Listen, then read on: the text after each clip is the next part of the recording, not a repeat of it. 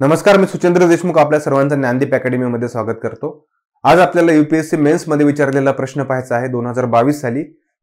प्रश्न विचारलेला आहे आपल्याला 150 शब्दांसाठी आणि 10 मार्क्ससाठी। प्रश्न आहे, भारत हा श्रीलंकेचा जुना मित्र आहे। मागील विधानाच्या प्रकाशात, म्हणजे हा जो विधान आहे याचा विचार करून आपल्याला काय करायचं आहे, श्रीलंकेतील अलीकडील संकटात भारताच्या भूमिकेची चर्चा करायची आहे। प्रश्न सिंपल आहे आणि वेगवेगळे डायमेन्शन्स आहेत आपल्याला आपल्या उत्तरामध्ये जे आहेत ते कव्हर करायचे आहेत। तर प्रश्न म्हणतोय आपल्याला फोकस काय असायला हवा की भारत हा श्रीलंकेचा जुना मित्र आहे। आपल्याला स्टेटमेंट दिलेला आहे आणि या स्टेटमेंटच्या अनुषंगाने आपल्याला काय करायचं आहे, श्रीलंकेकडील जे अलीकडे संकट आलेलं आहे त्या संकटामध्ये भारताच्या भूमिकेची आपल्याला चर्चा करायची आहे। आपल्या उत्तरामध्ये 2 भाग येतील। श्रीलंकेमध्ये कुठलं संकट आलेलं होतं आणि त्यामध्ये भारताची भूमिका काय, जी भूमिका आहे ती आपल्याला आपल्या आन्सर मध्ये जे आहे ती लिहायची आहे आणि त्याचबरोबर आपल्याला श्रीलंकेमधील संकट सुद्धा थोडक्यात आपल्याला मांडायचं आहे। आपण इथे डायरेक्टली आपल्या इंट्रो मध्ये आपण असं लिहू शकतो की भारत आणि श्रीलंका जे आहे याच्यामध्ये 2500 वर्षापासून सुद्धा अधिक जुने संबंध आहेत। दोन्ही देशांना बौद्धिक, सांस्कृतिक आणि धार्मिक भाषिक संवादाचा वारसा आहे। अलीकडच्या वर्षामध्ये हे जे संबंध आहेत भारत आणि श्रीलंकेचे ते अधिक आणखी मजबूत होत चाललेले आहेत, असं आपण इथे आपल्या इंट्रो मध्ये आपण कोट करू शकतो। त्यानंतर आपल्या जी मेन बॉडी आहे आपल्या आन्सरची, त्या आन्सर मध्ये आपण लिहू शकतो की फर्स्ट जो पॉइंट लिहायचा आहे आपल्याला, श्रीलंका आर्थिक संकटाचा सामना करत आहे। आणि सेकंड पॉइंट मध्ये आपल्याला मांडायचं आहे की श्रीलंकेतील अलीकडील संकटात भारताची भूमिका काय आहे। ओके, फर्स्ट आपण मेन्शन करूयात की श्रीलंका कशा पद्धतीने जे आहे ते आर्थिक संकटाचा सामना करत आहे। सर्वात महत्त्वाचं आपल्याला एक न्यूज माहिती असायला हवी या अगोदर, जी गव्हर्नमेंट आहे श्रीलंकन सरकार आहे त्यांनी 2021 मध्ये अचानक एक डिसिजन घेतलं होतं। निर्णय काय होता गव्हर्नमेंटचा, तर रासायनिक खताचा संपूर्ण वापर बंद करायचा, त्याच्या आयातीवर बंदी घातलेली आणि श्रीलंकेमध्ये जी आहे ती सेंद्रिय शेती ही चालू करायची। आणि हे जे गव्हर्नमेंटचं चुकीचं धोरण होतं, या चुकीच्या धोरणाचा कृषी उत्पादनावरती जो आहे तो गंभीर परिणाम झाला होता आणि यामुळे कृषी उत्पादन खूप कमी झाले। हा एक आपण पहिला जो आहे श्रीलंकेमध्ये जे आर्थिक संकट ओढवलं याचा जो मेन पहिला आपण मुद्दा म्हणूयात किंवा पहिली जी कशामुळे ओढवलं असं म्हणतात, तर हा डिसिजन आहे याच्यामुळे ओढवलं असं म्हणतात। पण याच्यासोबतच आणखीन वेगवेगळे अनेक डिसिजन आहेत, ते सुद्धा रिस्पॉन्सिबल आहेत हे आर्थिक संकट येण्यासाठी। पण गव्हर्नमेंटचा हा डिसिजन आहे तो आर्थिक संकट येण्यासाठी कारणीभूत ठरला असं इथे म्हटलं गेलेलं आहे। याच सोबतच आहे की चीनकडून मोठ्या प्रमाणात कर्ज घेतले होते। त्यानंतर महागाई जी आहे, आपण असं म्हणू की चायनाची डेप्थ ट्रॅप असं म्हणतो,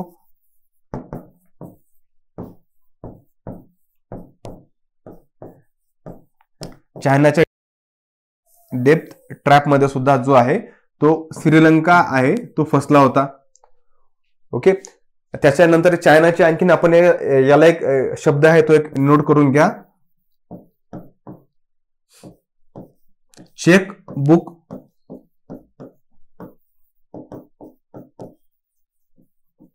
चेकबुक डिप्लोमसी।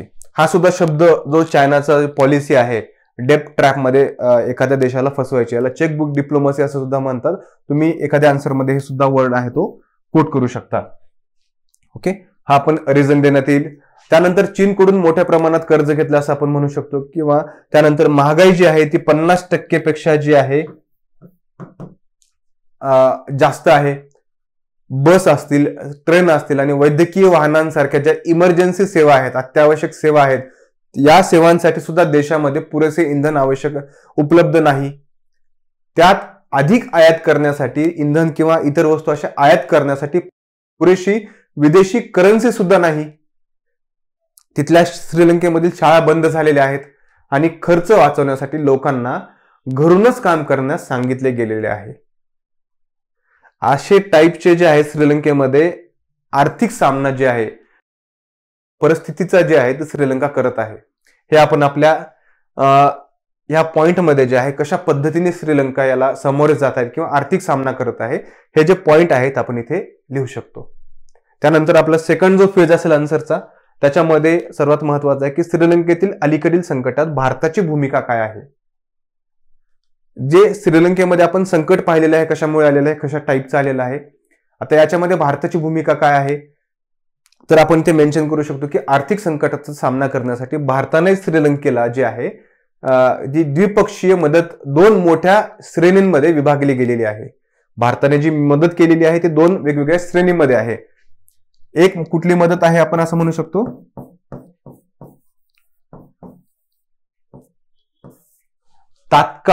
तात्काळ आवश्यकता पूर्ण करण्यासाठी जी मदत आहे,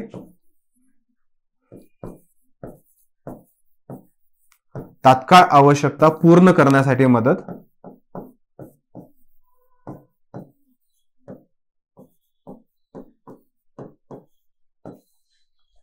आणि यामध्ये आपण दुसरी टाईप मध्ये जी मदत आहे तिला असं म्हणू शकतो की जागतिक परिस्थितीमुळे जे प्रभावित झालेले क्षेत्र आहेत त्या क्षेत्रांना पुनरुज्जीवित करण्यासाठी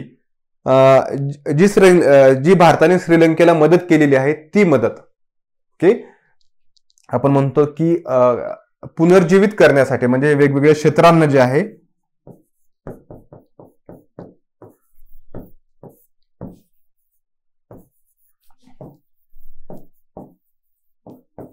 जी पुनर्जीवित करण्यासाठी जी मदत केलेली आहे ती मदत. अशा 2 कॅटेगरीमध्ये जी आहे ती मदत आपण केलेली, जी भारताने केलेली मदत आहे ती विभागली गेलेली आहे. पहिली कॅटेगरी माहिती आहे की जे तात्काळ आवश्यकता पूर्ण करणे, आणि दुसरी आहे की वेगवेगळे जे जागतिक परिस्थिती जी आहे त्याच्यामुळे वेगवेगळे क्षेत्र प्रभावित झालेले आहेत, त्या क्षेत्रांना पुनर्जीवित करण्यासाठी जी लॉंग टर्म मदत करण्यात आलेली आहे ती मदत. आणि यासोबतच श्रीलंकेची जी आपण गंगाजळी म्हणतो, परकीय गंगाजळी असं म्हणतो, ती वाचवण्यासाठी किंवा ती सुधारण्यासाठी ही सुद्धा श्रीलंकेला केलेली मोठी मदत आहे असं आपण म्हणू शकतो. त्यानंतर तात्काळ गरजा पूर्ण करण्यासाठी जी भारत सरकारने श्रीलंकेला $1 बिलियन जी आहे ती मदत केलेली होती. ओके, मदत कशी केली होती तर कर्ज रूपाने श्रीलंकेला, सवलतीचं कर्ज असं म्हणतो, सवलतीचं कर्ज,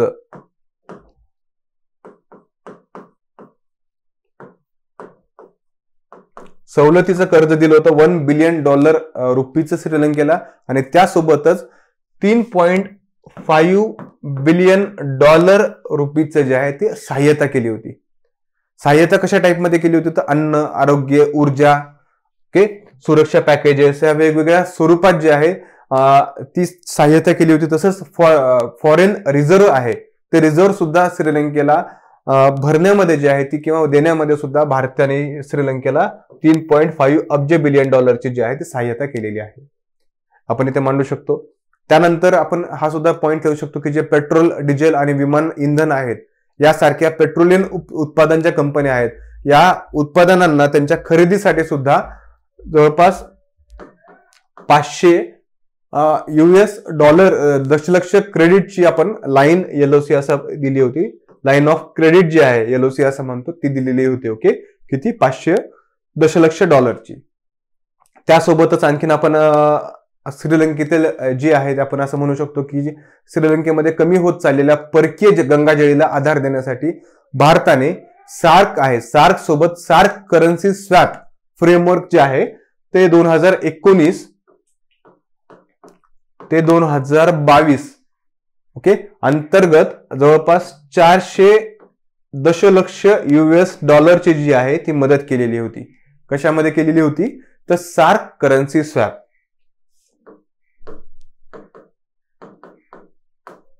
सार्क करन्सी स्वॅप मध्ये.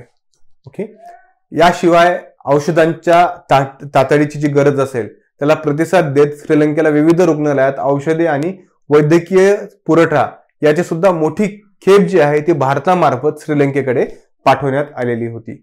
आपण पाहायला गेलं तर भारत हा औषधाचा, वैद्यकीय जे औषध आहे त्याचा खूप मोठा पुरवठादार देश म्हणून हळूहळू उदयास येत आहे. ओके, आपण त्याला जेनेरिक मेडिसिन असं म्हणतो. त्यासोबतच आपण इथे आणखी लिहू शकतो की पर्यटन क्षेत्राला पुनर्जीवित करण्याच्या प्रयत्नात भारताने श्रीलंकेला मदत करण्यास वचनबद्धता दाखवलेली आहे. इथे आपण असं मांडू शकतो. यासोबतच एप्रिल 2021 मध्ये भारत आणि श्रीलंका दरम्यान एक हवाई बबल व्यवस्थेची योजना स्थापना करण्यात आली होती आणि ऑक्टोबर 2021 मध्ये श्रीलंकेपासून कुशीनगर जे विमानतळ आहे त्याचे उद्घाटन झालेले होते. ओके, या काही घडामोडी ज्या आहेत या आपण या भारताची जी भूमिका आहे श्रीलंकेतील अलीकडील संकटात या पद्धतीने आपण मांडू शकतो. त्यासोबतच आणखीन एक आपण कर्ज परतफेडीचा सुद्धा एक मुद्दा लिहू शकतो की भारताने श्रीलंकेला कर्ज जी परतफेड आहे त्याच्यावरती स्थगिती देण्यासाठी किंवा त्याच्यावर असलेल्या कर्जाची पुनर्रचना करण्याच्या पर्यायाचा सुद्धा विचार केला पाहिजे. यामुळे श्रीलंकेला केवळ अन्न, औषध आणि इंधन यासारख्या लोकांच्या तात्काळ गरजा पूर्ण करण्यासाठी मर्यादित महसूल वाटप करण्यात मदत होणार नाही, तर त्यांच्या नेतृत्वामध्ये काही अत्यंत आवश्यक असलेली सद्भावना सुद्धा निर्माण करण्यास या डिसिजनमुळे जे आहे ते मदत नक्कीच होईल. त्यानंतर निष्कर्षामध्ये आपण असं म्हणतो की श्रीलंकेचे संकट ही केवळ देशांतर्गत समस्या नाही, तर भारतासह या प्रदेशात इतर देशांवरही त्याचा आपण असं म्हणू शकतो की गळतीचा प्रभाव आहे. ओके, त्यामुळे भारताने श्रीलंकेच्या संकटावर केवळ तत्काळ मदत देण्यासाठी नव्हे, तर देशाला अर्थव्यवस्था आणि स्थैर्य पुनर्जीवित करण्यात मदत करण्यासाठी बहुआयामी जो आहे तो दृष्टिकोन स्वीकारलेला आहे. अशा पद्धतीने आपण आन्सर जे आहे तिथे एंड करू शकतो निष्कर्ष लिहून. आपण या श्रीलंकेचा जो इश्यू होता, श्रीलंकेमध्ये जे आर्थिक संकट आलं होतं, आर्थिक संकट कशामुळे आलेलं होतं हे सुद्धा इथं आपण प्रश्नामध्ये आपल्याला उत्तरामध्ये आपण कोट केलं आहे. त्यासोबतच आपण भारताची भूमिका या आर्थिक संकटामध्ये कशा प्रकारे राहिलेली आहे आणि कशा प्रकारे आहे हे आपण इथे आपल्या उत्तरामध्ये सांगितलेलं आहे. आणि त्याचबरोबर निष्कर्षामध्ये सुद्धा आपण व्यवस्थितरित्या जे आहे निष्कर्ष आपण इथे सांगितलेला आहे. अशा पद्धतीने जर आन्सर दिलं तर नक्कीच आपला आन्सर इतर जे आपले कॉम्पिटिटर आहेत त्यांच्यापेक्षा वेगळे दिसण्यास मदत होईल. अशाच आन्सर रायटिंग सेशनसाठी ज्ञानदीप अकॅडमीशी जोडलेले राहा. तुम्ही स्वतः सुद्धा आन्सर लिहिण्याची डेली प्रॅक्टिस करा आणि आपण अशाच आन्सर रायटिंग सिरीजच्या नेक्स्ट एपिसोडमध्ये भेटणार आहोत. तोपर्यंत धन्यवाद.